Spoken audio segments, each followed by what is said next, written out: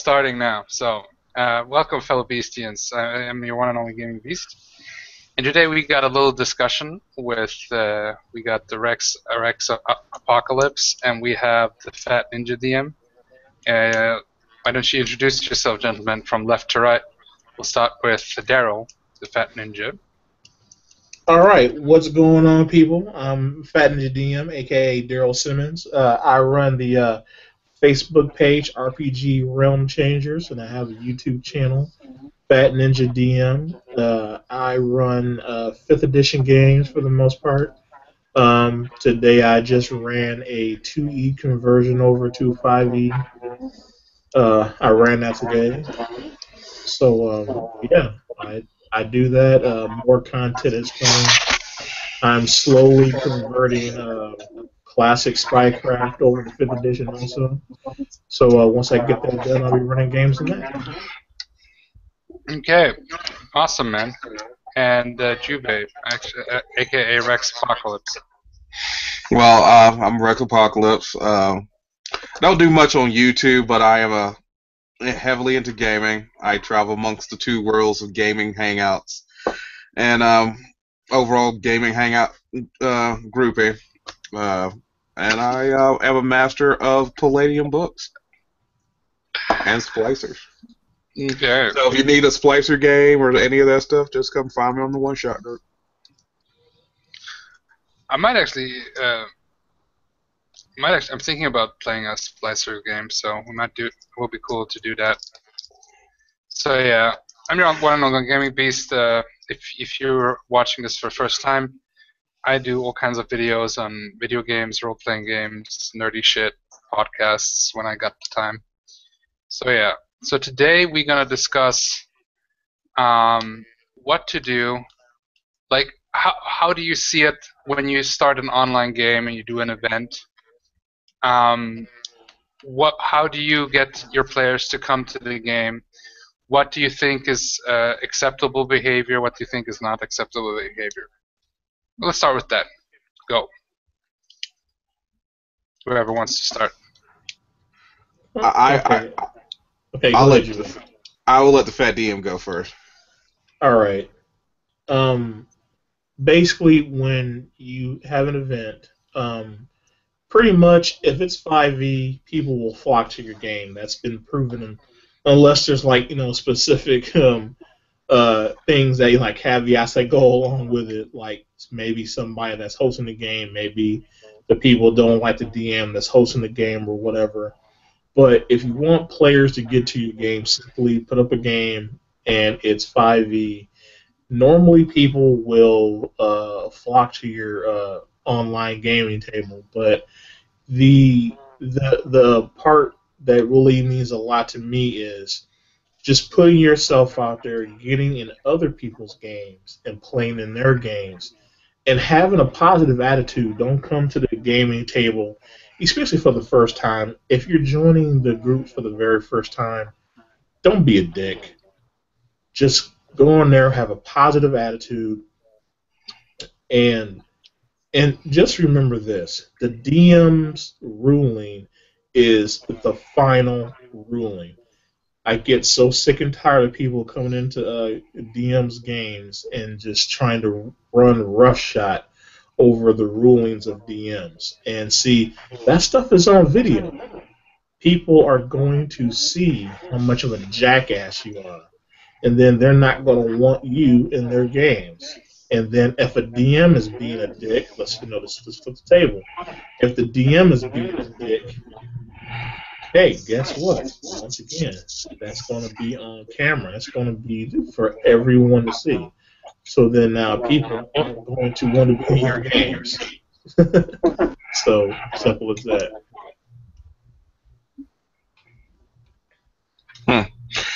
And that has been a problem. Like, I have been in games with Sean, and Sean can attest to this. I have studied Palladium since I'm 36 now, since like middle school.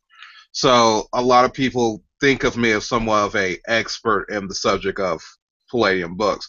and I will suggest things and what have you, but I don't overrule anything. I usually make the suggestion of this is what I interpret the rules to be or what have you, but you're the GM, so you make the final call on it or whatever else. Or if we have like an issue over how something should play out, I'll put my 2 cents in. But if it's one thing to be like he said, strong arm, but you can help the GM per se if you're not being a jerk about it. Okay, so we have mentioned 2 things here. What interests me also is jerk and dick. What would you call a dick DM or a dick player or just somebody who's a jerk in the tabletop role playing sense? Let's define this. All right, I will defy the evil side. Basically, doesn't have any passion about the game whatsoever. Constantly trying to strong arm their players to do what they want done, and really basically doesn't want to put the work in. He's just there to be there type of DM, and just overall just a pompous ass. Mr. I Okay. yield the floor now to Mr. Fat Ninja. I kind of echo what Juve just said. When people are strong arming other people, you're taking away from their RP experience. And of course, you do have your different types of players.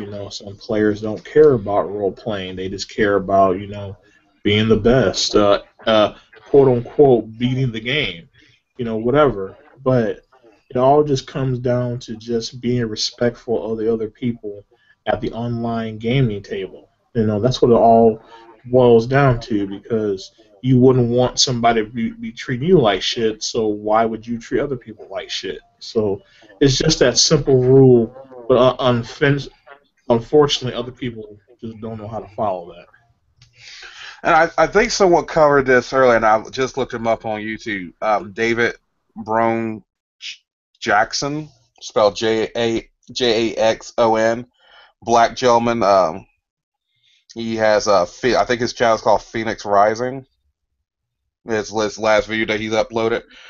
But basically, he covered it. One of the other issues were that gave GMs that would dictate what type of players they could have, or they would not survive in the game.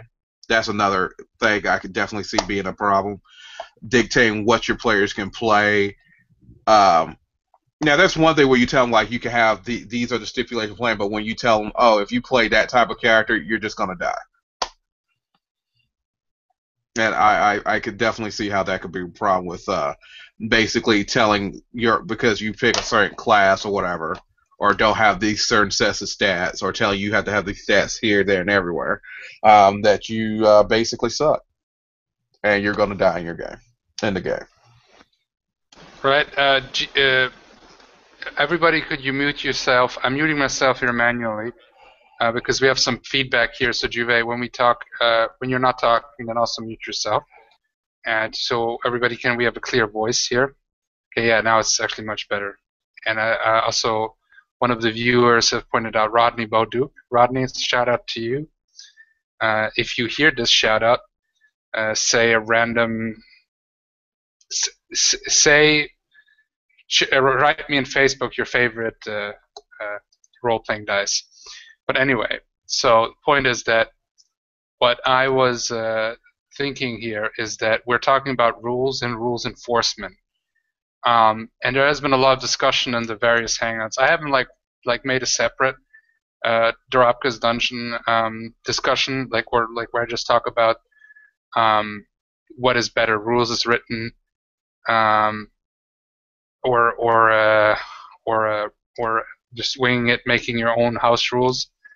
For me, what I also see as bad behavior is that definitely if a player disrespects the DM, but there should be also a limit where the player can say something if they feel being treated unfairly, if they feel somebody's cheating, because the DM is also, he's also in a way, so his decision is law, but he can also do wrong decisions. And sometimes if something doesn't work out, and if a player, for example, points out to me, because often I don't know if I make a mistake as a player or as a DM.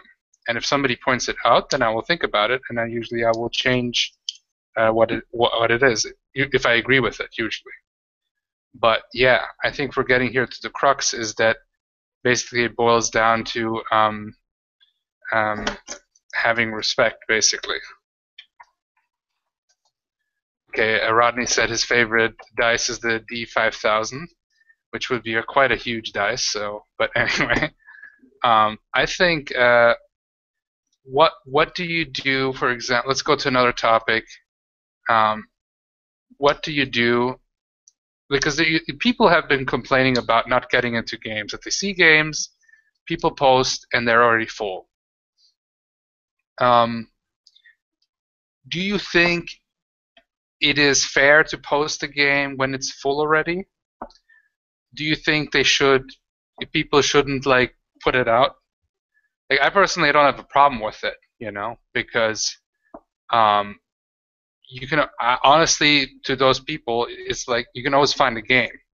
I know it sounds like you might want to play in that game, but if there is a game or a setting that you'd like to play, I think the easiest solution is always start a game, be a DM, And there's a lot of people who want to play, but not as many who want to DM, and that's always a problem, What do you guys think? How one could solve that? How to maybe motivate more players to become DMs? I'll go ahead and take the lead on this one. I really believe that the older DMs like myself, I'm hitting 40 right now. I'm always willing to take anybody that is willing to learn how to DM and be a mentor. And I'm not saying that I'm the best DM in the world. I'm not saying that. I am far from it. But at least if some people in these groups know, okay, hey, that guy said that he will take some time out and give me a few pointers or whatever. Because Marcus from Power Surge Gaming, I got him motivated to start being a DM and starting to run games and putting himself out there. So, I mean, it's just one of those things. People 9 times out of 10 are scared to ask, but when they know someone is out there willing to take some time, it will be more encouraging for that person to step forward. Or maybe if they know somebody that's seen a video that has somebody talking about that, it would encourage them to tell that person, hey, look, this dude on YouTube or wherever they found said person was willing to help, like, give out some pointers or whatever. So I just think that I'm not saying that the older DMs, it's their responsibility, but they should just feel urged to reach out to the newer players that might want to be a DM but are just afraid to ask.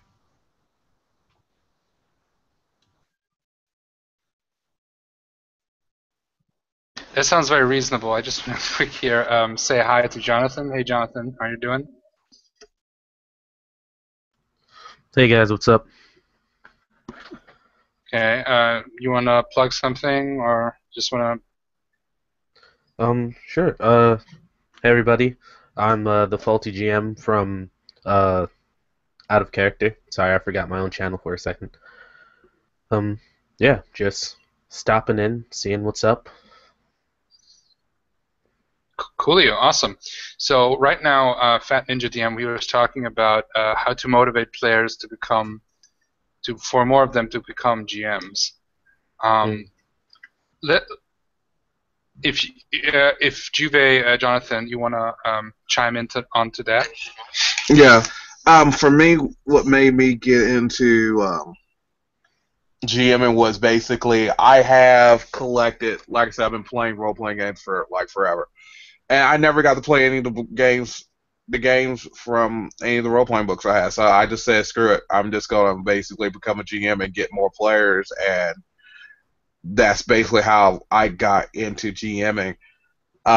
It's just basically, I would just tell people if you just, it's really not that hard. You get to basically play the villain. And if you don't have a problem being the bad guy, which I totally don't have an issue with, or playing multiple roles, is a pretty cool thing. I don't do a lot of planning as far. I have a base concept, but a lot of time I do just straight up monologuing the entire game, and it usually works out fine. Because I play Palladium, the NPCs are just pretty like you just need to know their hit points and if they use any skills specifically that you gonna have in the game, and that's basically it. But I pretty just run fast and lose, and it's worked out so far. Hmm. But that's my own personal GM style. So, as far as the question of how to get players into it, I would say that for new players, I think it's really hard. Because for new players, it's already intimidating enough trying to come into the game. You have to read the player's handbook, and then if you haven't role played before, you have to figure out how to role play. So it's really hard to encourage new players as a whole to try to jump into it because it's like you should read the player's handbook, learn how to role play, then you should learn how to role play everything, then you should learn how to create a world, and then you should read the Dungeons Master's Guide, and then make sure you remember some of the monsters from the monster manual. And although like for GMs that have been doing it for a good amount of time, it's not that big of a deal. You figure out that you don't really have to do much of that.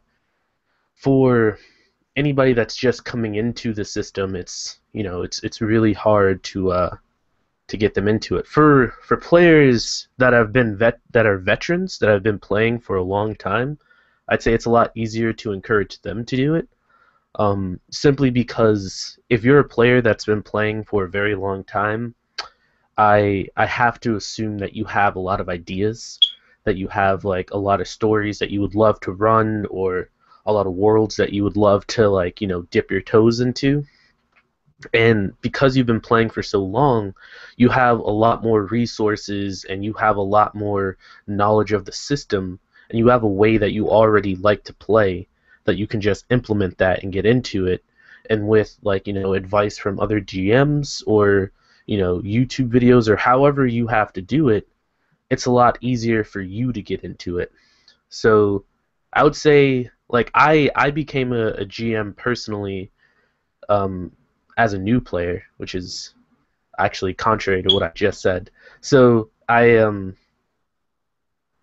I first got in, I'm kind of like an idea guy. So as I was playing one of my first games, I started going, oh man, I have like so many stories that I could try to like run through this. So I took it upon myself to try to read through all the books myself. And it was a little intimidating at first, but I just kind of pushed myself through it. But I can't imagine that there's a lot of people out there that would be like, you know what? I don't want to be a player. I want to run the thing. So if I had advice for someone who is trying to convince somebody to be a GM, my advice to you would be that not everybody is going to want to be a GM, and that you should understand that depending on the level or how many years these people have been playing, it's going to seem a lot more intimidating than you might think it is if you are a GM trying to convince someone. But yeah, that's just my opinion. Cleo, this sounds really cool, all the opinions here, and really good ideas coming here. One thing I want to say to this is that definitely not everybody is DM material, but there's a lot of people who are just intimidated, as you said, and I don't believe, like a lot of times when I run a game, I don't read the entire book. Because as Swingle says, reading is hard. Now, reading isn't hard, but I like to learn the system as I read it, and I like to do the system and try it out, learning by doing. Now, not every system is open for that, because, for example, Rifts, that was a tougher system to learn, and honestly, it has been the most complex since, like, I mean, a lot of people cry about GURPS being hard, but you don't really know, my friend. Like, especially anyway, I'm not going to get into that. The point is that I think one of the ways to do it is to start with simpler systems, learn the basics of the game. Really, what you need to know is how does the skill system work? How does combat work? And then almost every RPG should be the same. Now, if you really want to get into the lore, that's a different question. But I don't think you need to. That's the problem for me. Is that's why I like to play in my own homebrew settings, because there's always going to be a couple of people, or at least one person, when I make the setting, they're going to complain about that this person wouldn't do this, and Batman wouldn't do that, and fucking Elminster wouldn't do that. That always happens. So I want to play in established settings more, but I just find it annoying that because a lot of people, especially if it's a popular setting like Forgotten Realms or like the Marvel comic book universe or especially World of Darkness. Oh my god, that is the game where everybody's always telling me any group that I couldn't play World of Darkness yet because any online gaming group I wanted to join, they basically told me, okay, which clan do you want to play? Okay, you need to know everything about the clan and how the clan interact with the other clan's members. And I said, well, I wanted to play a vampire who just got embraced, so I can like learn the lore in game, so I could be like the guy who they introduce. No, you have to know the lore. You have to do this, and like that's my problem. A lot of times, like we're talking here a lot about rule Nazis and what I call lore Nazis. There are like rule Nazis. You have the rules lawyers or the lore lawyers. They're basically basically they just want to have the lore in a specific way. Even if you tell them this is my own parallel universe that is different, they will still insist often. So I find that annoying. But this is a different topic. When we're getting to motivating people, some people are basically they are intimidated by DMing, and often that's why they don't try it. And I say rather try it and fail and then try again. And I would say start with an easier system. 5e is good, I think, for starting. A lot of people like Fate. I think it's okay. It's an okay system so far, what I played of it. I don't know if it's going to be my favorite system, but I think it's not bad. There's good things about it. But like I want to try out Fudge too, which is similar but different. But anyway, the point is that so we got this. I think we're here on the same level here. So I want to go with the next topic. How do you, when you start an online game and you want to get people together, what do you think is the biggest problems for getting the people to the game and getting the scheduling, getting people on the same level? And especially if you play with people that you haven't played before. Let's say you have a completely new set of players.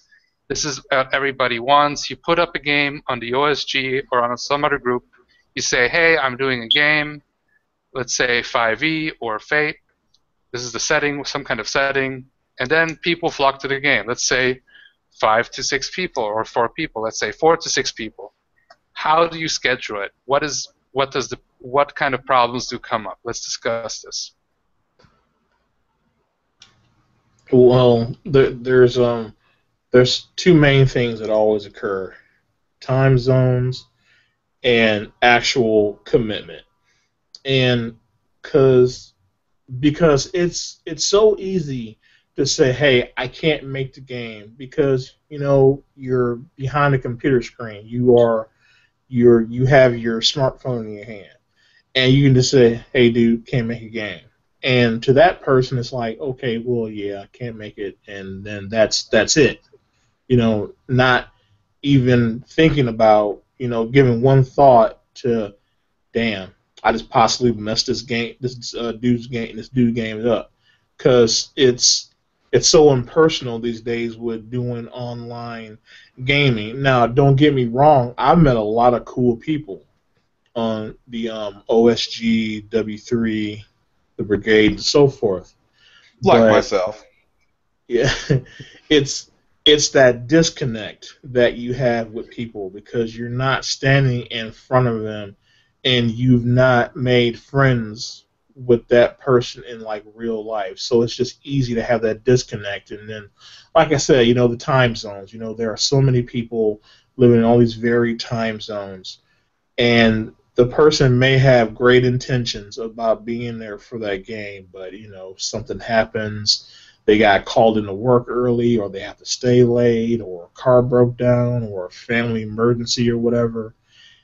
And so it's just so hard. But I believe this is just my opinion. Now, when you look at it at an event, and you are going to say, I'm joining that event, to me, that means you are going to make every concerned effort to make it to that game. Now, of course, hey, if something happens, like I said, maybe a family member passes away, hey, that stuff can't be helped. But at least let the DM know. Just send a quick message on Facebook. Hey, this came up. I can't make the game. Sorry about that. So at least you let the DM know. Once again, it all boils back to what I said earlier. It's all about respect, because everybody here wouldn't like if they had a game set up and then somebody would say, "Oh, well, I can't make it," but not even tell you about it. Everybody would be pissed off too.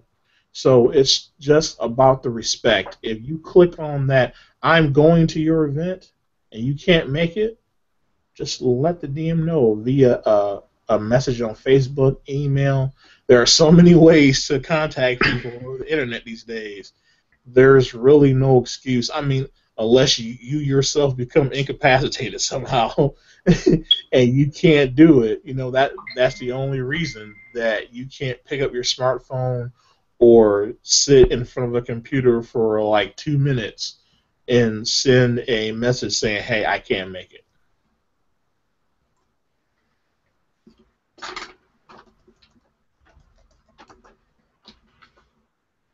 Sorry, I want to say something here quick.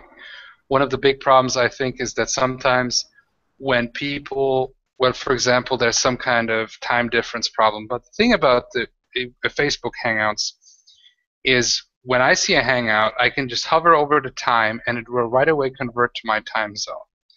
And then I can see if this works for me or not. Now, I don't know if that works. I think it should work for everyone like this over Facebook. And the thing is, I try to be in every game. I have been late to games. I have been late to and I had to sometimes cancel the game almost last minute, but I would tell to the person, try to explain to them why. I have been once really late to the second part of the first Cthulhu game I played from the Gentleman Gamer, and because I overslept, and I messed up with the time, because usually when it was like really late for me, I would have my cell phone, my alarm go off, and that usually worked then. But I always try to make a big effort to be at the game and on time. That's why I don't really play that many games, because like usually I play a game once a week, because usually I don't have that much time, but then when there is a game, I want to be there, and I want to be there like fully interested, fully like not immersed maybe, but like fully in the game, in the zone, playing the game. So yeah, that's it for now.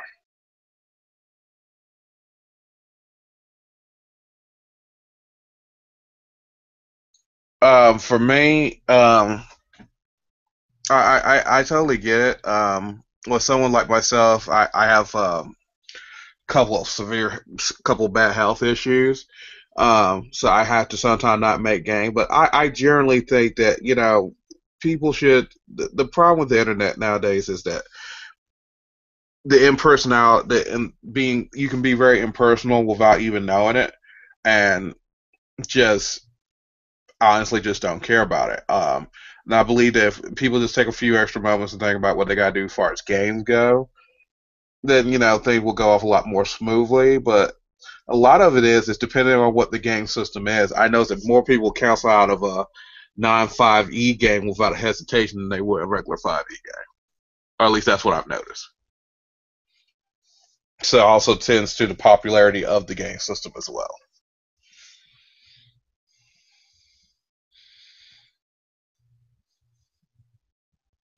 But yeah, that's basically what my thoughts on it. So I can't say that I have like a very solid opinion. I've only run one game on my channel. Uh and I've only played in a few games, but the problem that I personally have is that I work a lot and it really depends on the day that you're trying to run the game.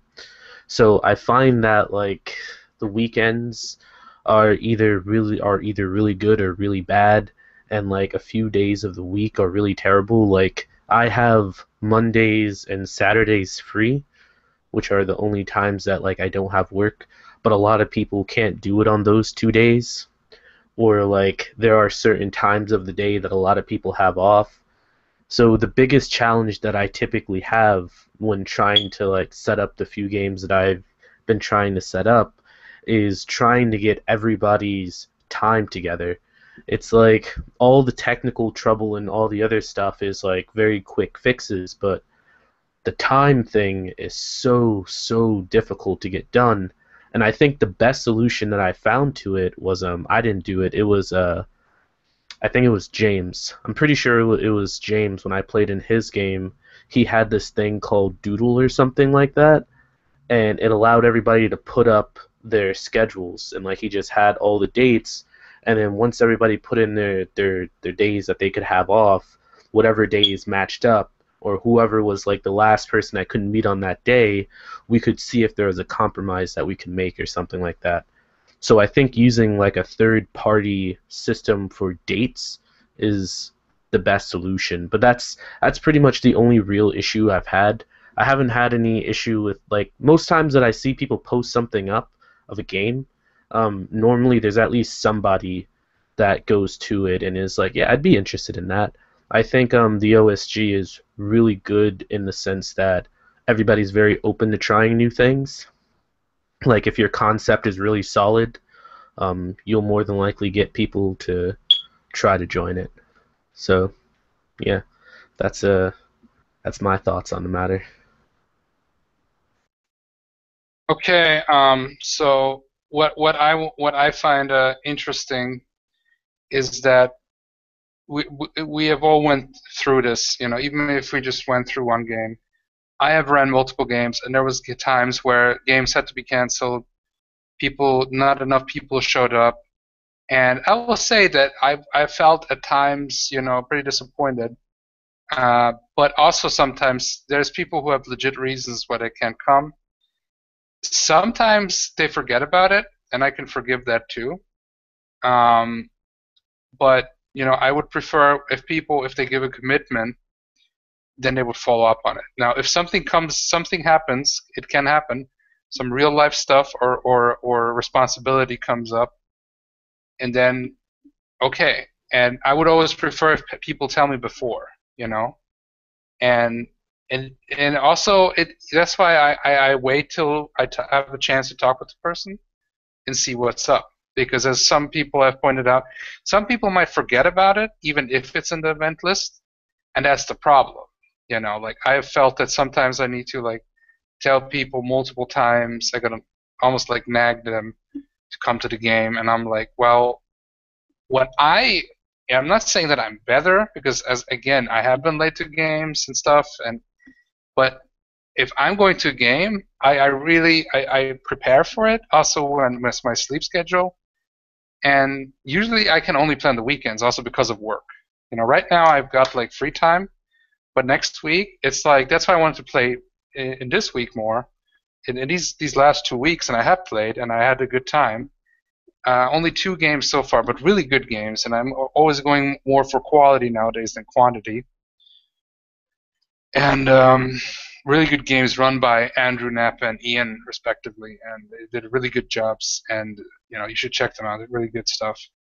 But I think a lot of people have suggested to do only games with where the European time zones play with European time zones, and the U.S. time zones play with U.S. time zones. And yes, this would be easier. But also, I like the possibility that we can play with somebody who is in Australia and as always, like Retro Kaiser or AJ, or somebody who's in America, somebody who's in Europe, yada yada. And I like that because it gives the whole thing more of an international flair, and you can see different attitudes towards role playing, or maybe even similar ones. But I think in general, scheduling is the biggest problem. And give me 1 second here. What a next topic I'd like to talk about is that um, if somebody doesn't come to a game multiple times, when is the point where you decide to have not to have them on the game anymore? So. Yeah, I'll start with this one. After this, I gotta take off. But I think it should just be the 1, 2, 3 strikes you're out rule, because as we talked about before, life can happen. Hey, your spouse, your girlfriend is in labor. Hey, definitely cannot make it to the game. For one, that would be fucked up if you skipped out on your child being born to go play a game. And plus, the one would probably kill you afterwards. But the the fact of the matter is, once again, like I said earlier, once you click on that "am going to" your event, you should make every concerned effort to go. But like I just said just now, hey, things are going to come up. Life happens, and it doesn't take that much time to say, hey, look, I can't make it to your game. But if you get like a person that does that like 2 or 3 different times, coming up with this excuse after excuse after excuse, it's not worth. It's a waste of that person's time, but more importantly, it's a waste of a DM's time. And I've said this before: being a DM is a very thankless job.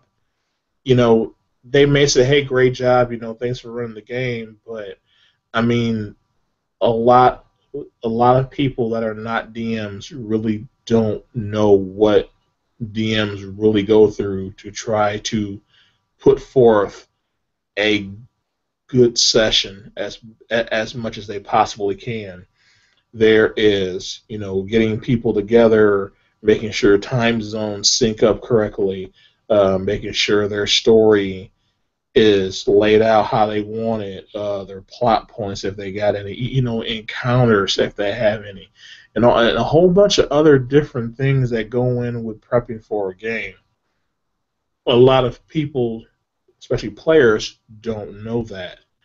So, if players would actually realize what the amount of effort and work and just plain out soul that's put into these games, maybe, just maybe, which I highly doubt, because the human race as a whole has failed for centuries at this. Just respect. If you say that you're going into an event, make the best effort you can of getting there, and if you can't make it, simply let someone know. The thing is also, just want to quickly say something. Rodney has Rodney has said something like he just posted. If a player can show, don't kill their character. They might be able to show up later. Um, yes, if you said that, like if for example, for some reason things come up every time when the game is going, then maybe as a player you should admit basically not defeat, but you should admit, well, maybe the time zone, the time for you is just not good. That either change has to be the time to have to change, or just say, well, I can't make it to the game. I'll just leave the game. Because in a way, if the DM, for example, only allows 5 players and there's other players who would like to play, but the 5th player never shows up, then basically the space is like it's just somebody squatting on it, basically, technically speaking, and not even willingly. And as you said also with the Daryl, is that being a GM is a thankless job, and when players don't show up, it's like it's a bit in a slap in the face, and if they have a good reason and they come up later and they say, and that's fine. But like it's like you try to pour. That's why I'm trying. I don't know. I'm trying to find a middle ground between not necessarily pouring my soul into a game, but also not like neglecting the game and just winging it. I want to have some preparation where it's going to be a good game. But anyway, so that's pretty much it. Also, I want to welcome our new guest, the one and only Michael Barker, Be a Better Game Master. What's up, Michael? Not much, man. I'm not the only one and only Michael Barker. There's a few other of us punks on Facebook that I try to friend all of them. To me, you're the one and only. Shut up. You're the one and only. Same with Gaming Beast. I found like 10 Gaming Beasts out there. Oh no. Minimum. One even took a logo from somebody who made a fan art from my character and took that logo and used it. I think it's mildly flattering and mildly. I get mildly angry, but mostly I don't care. So anyway, how are you doing, Barker? Good, man. I was always taught to care for a week. Give yourself 1 week to really, really give a crap, and then after that week, just stop caring. Like same goes in music, man. Your music gets stolen and downloaded for free, and trying to train yourself to take that as a compliment. That yeah, man, my stuff is worth committing a federal felony for. Yep. But I'm good, man. I'm good. We're having a contest on Absolute Tabletop Facebook page right now where I've been working all day. My hairless cat just knocked over like 9 plastic tubs in my living room, so it sounds like a plastic padded bowling alley in there, but everything's awesome. How are you guys? We're discussing, right? We're discussing about the problems, the trials and tribulations of being a game master, and especially the online community, of trying to scheduling a game, getting everybody there to the game. Especially if it's a new group and new players, or if it's a new campaign, even with players that you very well know. Yeah. I was listening to some of the things you guys were saying, and it crossed my mind that I live in the middle of nowhere. I live 45 minutes from Albuquerque, so I guess it's not the middle of nowhere, but people basically have to drive 45 minutes to participate in the home group that we have. And so if someone doesn't show up and we can't game, that's a super inconvenience. If someone cancels on me or can't make it to like I think Lloyd had a family emergency and wasn't able to run a Giants game that I was going to play in, but when that happened, I was still able to go into the living room and still like hang out with my wife, so it wasn't too big of a deal. But I know the feeling. I live 2 hours away from any major gaming store or anything else, so my interaction with majority of the gaming community is via Hangouts. So 9% of my gaming buddies and people are on the Hangout channels. The last time I played in a live game or DM'd a live game was, I think, over 4 years ago. Ever since I've been only playing online, because I'm like at the point, there is one gaming group that I could find, like an online one from Munich. The problem is there's people playing role-playing games, but they're in their small circles. This is the small circle syndrome that nobody knows about. And even if you there was one of my last jobs, there was one colleague who was into, and he had a group playing role-playing games, and I asked him, hey, could I join? And he basically, in a way, said no. And because, oh yeah, we have a campaign going. Oh yeah, saying bye to the Fat Ninja DM.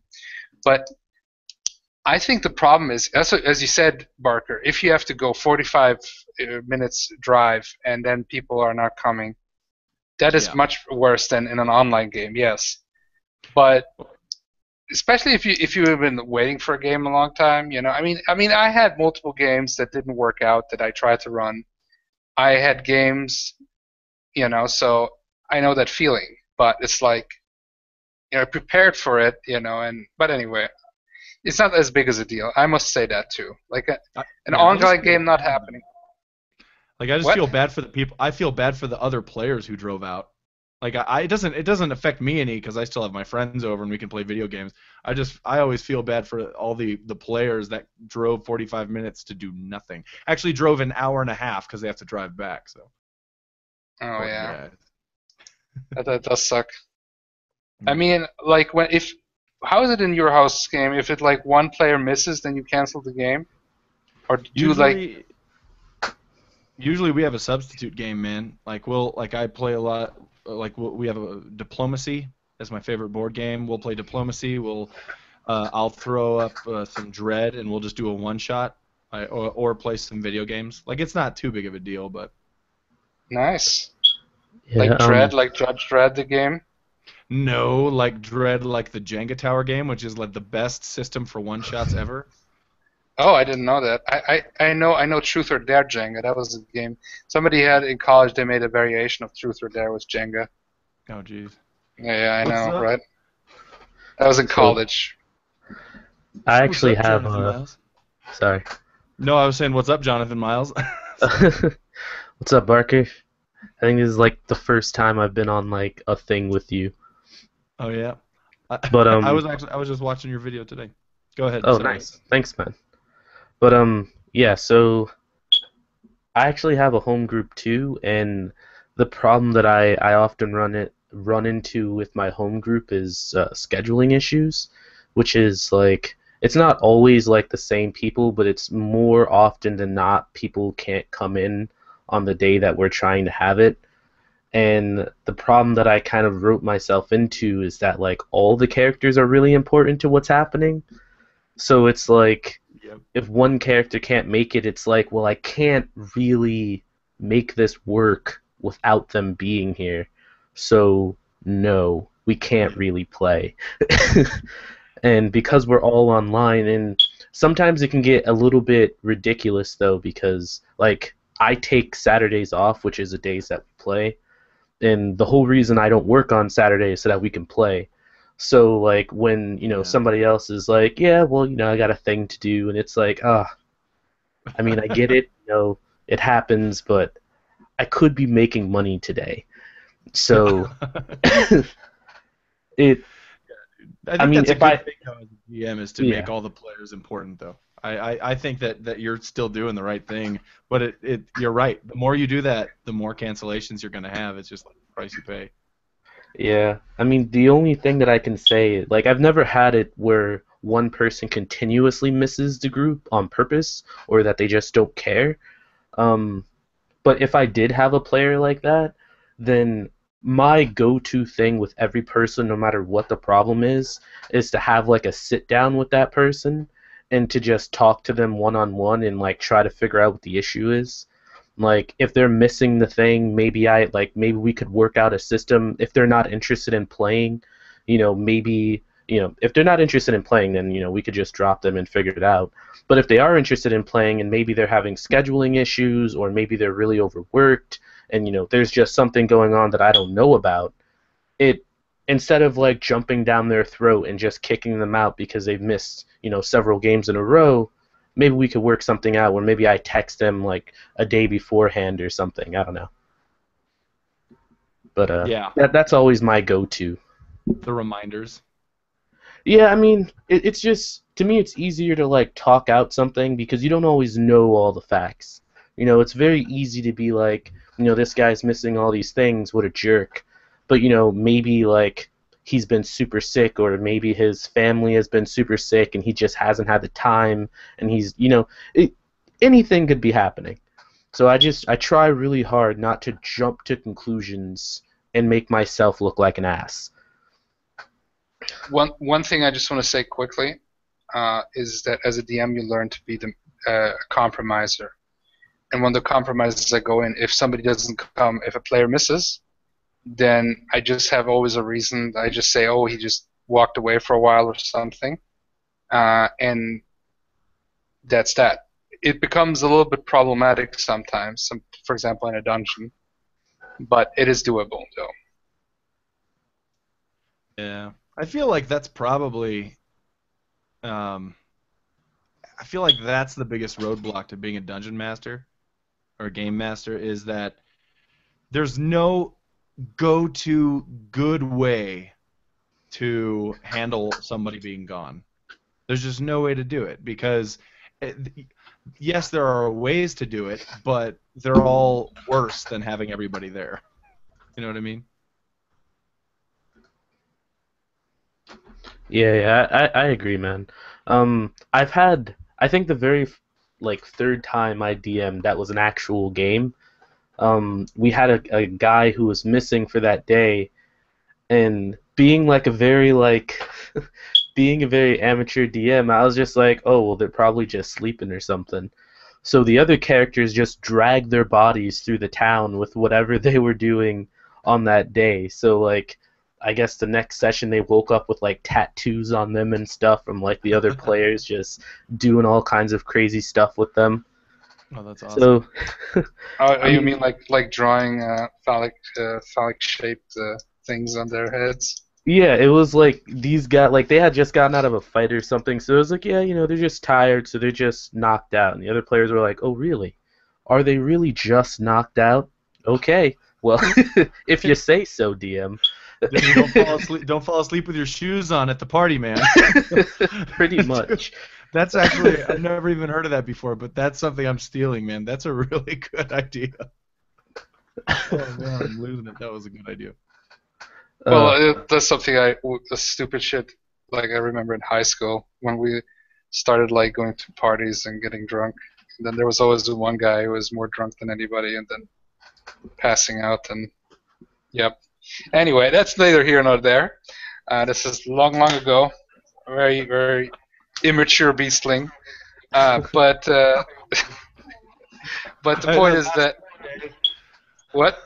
That was last Tuesday. Last Tuesday. Yep. Last Tuesday I time traveled like 15 years or some shit like that. Actually more.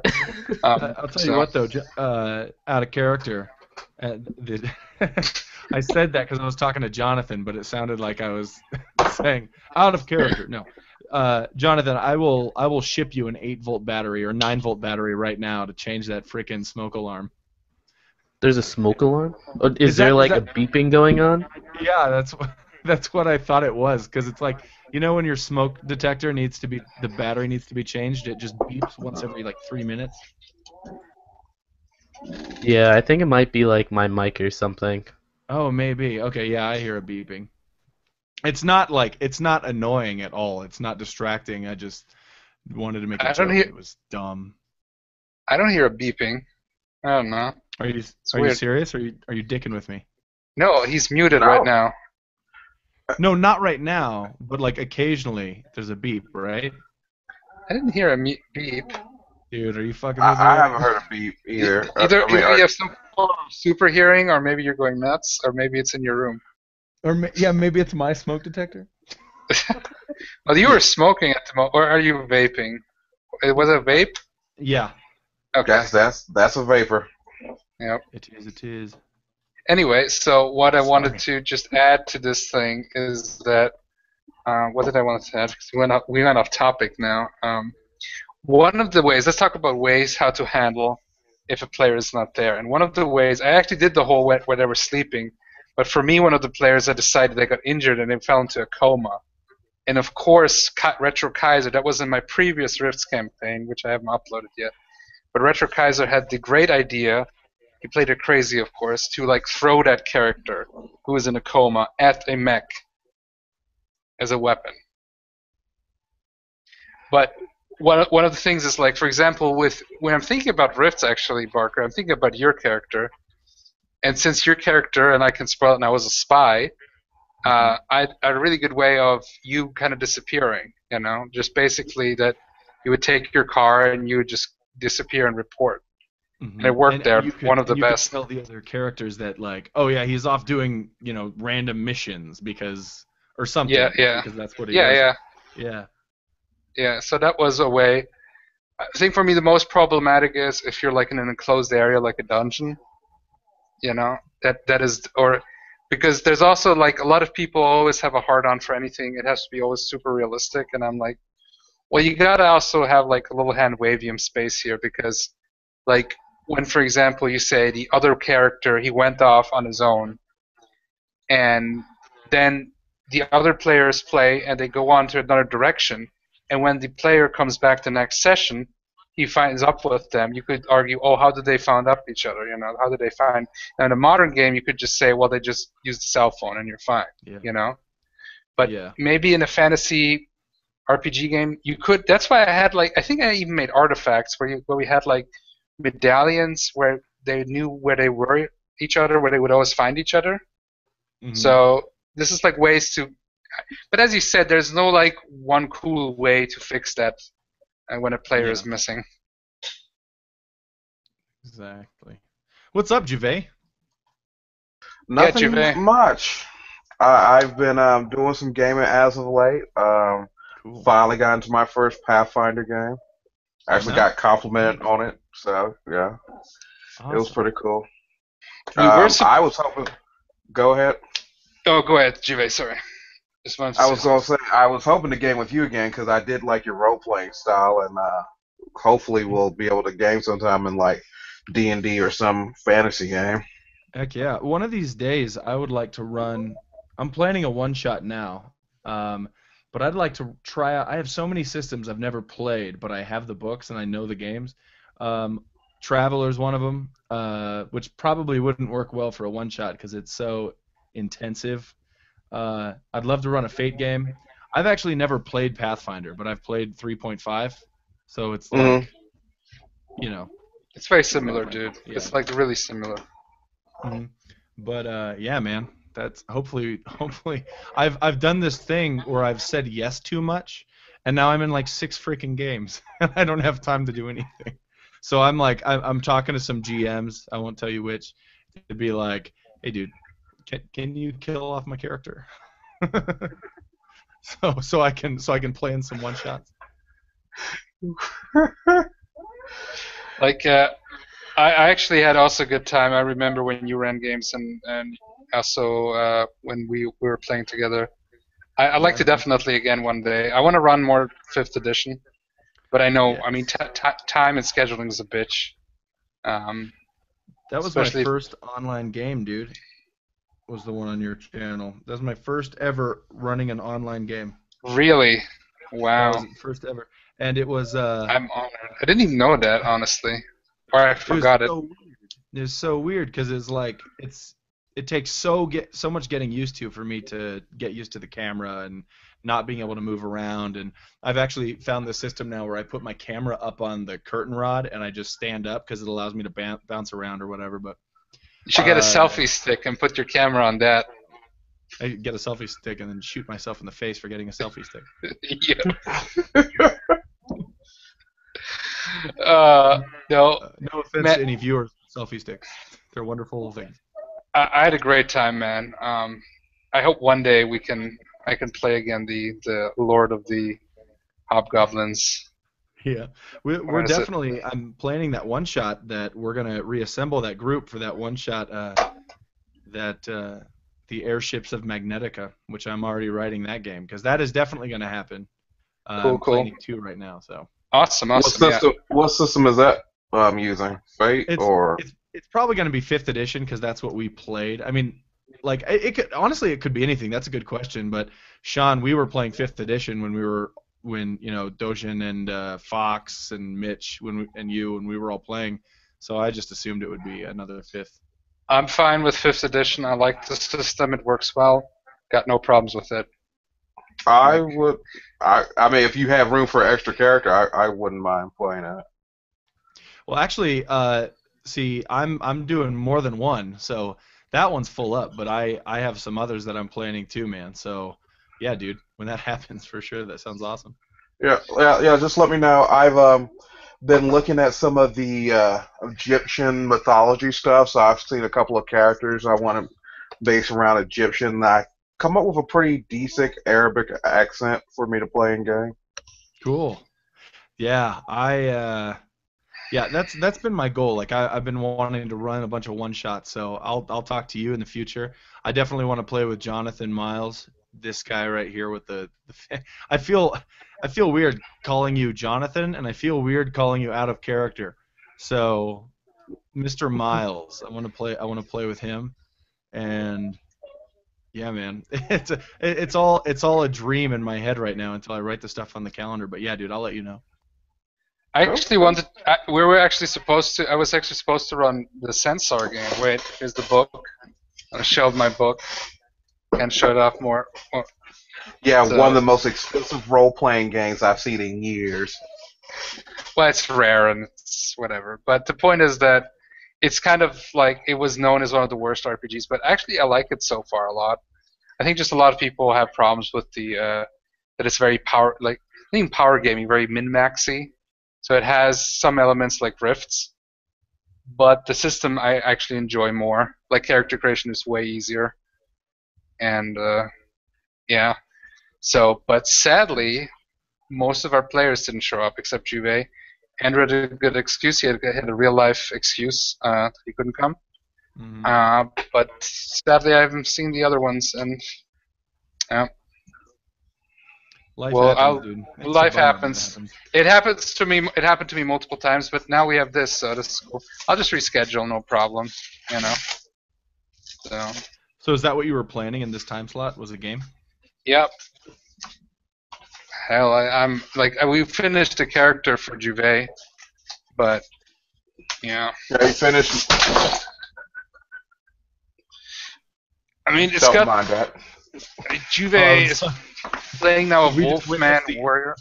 I was just like, did we just witness the end of Gervais' life? Did mid sentence, just like, oh, crap. No, I was trying to acquire a book of mine that was in my collection, and something fell because I'm in my office. I was sending a voice message on Facebook the other day to somebody, and I almost got T-boned because someone ran a red light. And luckily, I was paying attention, but all they heard in the voice message was like, "Yeah, so the reason I really like 5th edition because I'm like, oh my god, okay, all right." And they were like, "Dude, I thought you died. I thought you died."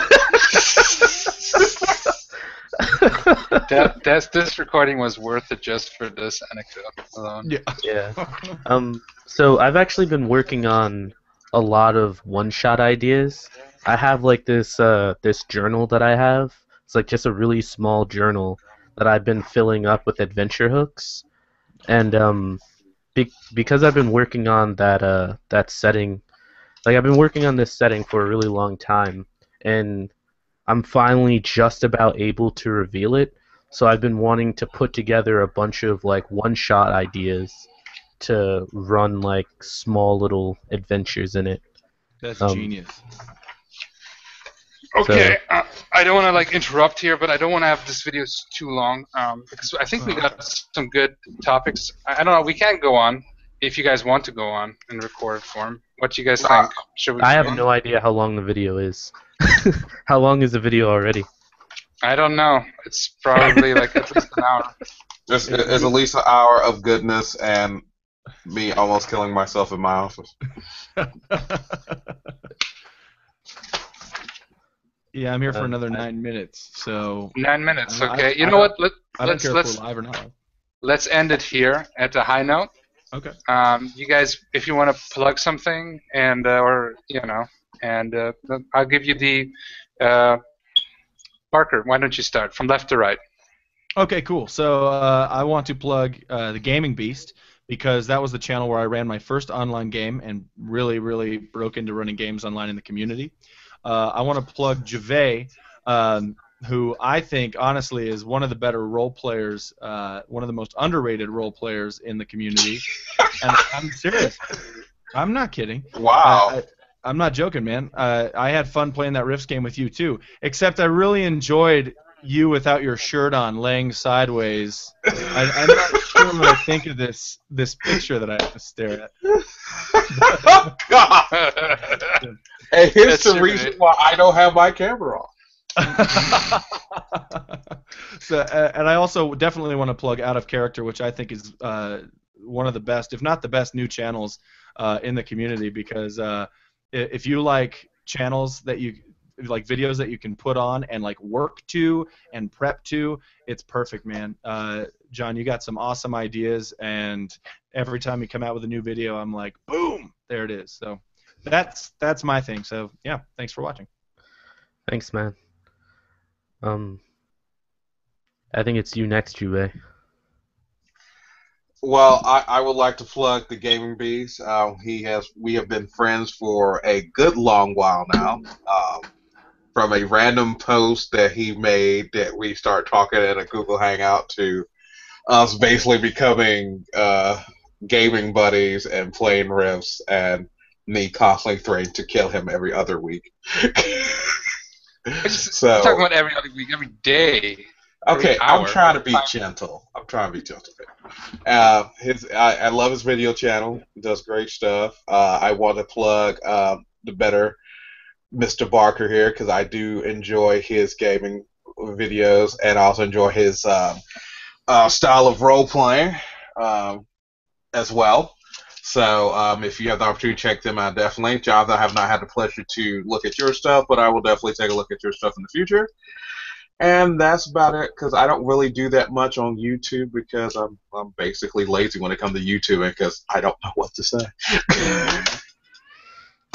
All right.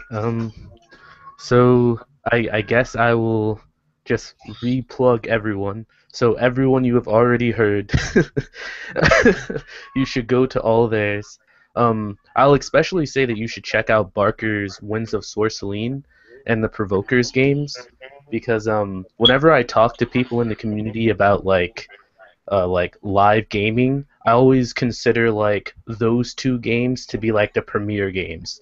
It's like those are like the blockbuster games. Everybody else is doing like indie movies, and like you'll find it good. But those two, though, those are the ones that we all watch. So you should definitely check out the Provokers and the Winds of Sorceline. Winds of Sorceline is the only one that's on Barker's channel, but he's in both of them. So yeah, and the only other thing that I would like to plug is check out Brigade Con. Brigade Con's coming up really, really soon on October 10th, and I'm running a panel called A Tour Through Sunder, which is all about my new setting. So yeah, check that out. And I think Barker's running a panel right before mine called uh I forgot what it's called. It's about Me his too. podcast though. Oh, the roll up and die one. Roll up and die Q&A. Dude, Yeah, I don't know what I'm doing, Brigade Con. I'm just showing up, doing what I'm told, just like last year. So who's running this year? To be honest, I've noticed there's not been a lot of advertisement like it was last year. It's almost like Matt Click put it best when he said it's like we're a little too big for our britches because last year was so huge and Andre Martinez just built this huge thing and then Andre's like, all right, I'm taking the year off, understandably, because there's so much that goes into planning this thing. And then we transferred everything over to Jenny Green, who's done an awesome job building this thing, but she's the only person doing it because Matt's on his honeymoon. I'm busy as hell. Everybody's got stuff they're doing, so Jenny's just doing everything by herself. So, yeah. Oh, yeah. If you're watching this, brigadecon.org, be sure to go to the Facebook page also and give Jenny a hand because I'm sure she needs it. I'd like just to say also, head over to Brigade Con. I'm running Death Maze 2, Death Harder, Action Hero Fighter, and I will do a trailer. And it might be a little bit, I'm doing what is known as late marketing. I believe in late marketing, or more like lazy marketing. Let's be honest here. But I hope this will be just as fun as last year's, and it's just going to be fucking. And I hope all the other games are going to be great, and the event will be great. There's a lot of games though. Yeah. Being, there's a bunch going on. So also panels I've seen. So I think it's just going to be just as good. And Jenny's doing a great job. Yep. Big for the Row DM. Big shout out there. And I invited her also to Death Maze 2. She wanted to come last year, but she got already so tired and she wasn't in a game, so she couldn't come.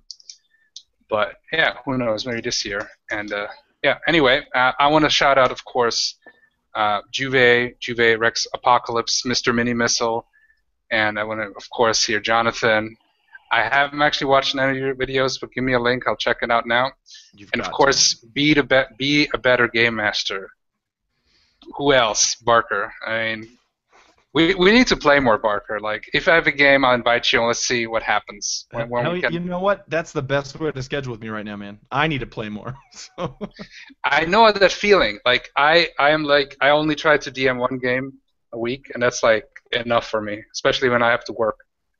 Like, okay, guys, thanks for being here, and I appreciate it. I also want to thank the Fat Ninja DM and everybody else. I want us to thank Rodney, who has sent many choice, interesting posts and comments. He also wrote, "I want to have Gaming Beast's baby."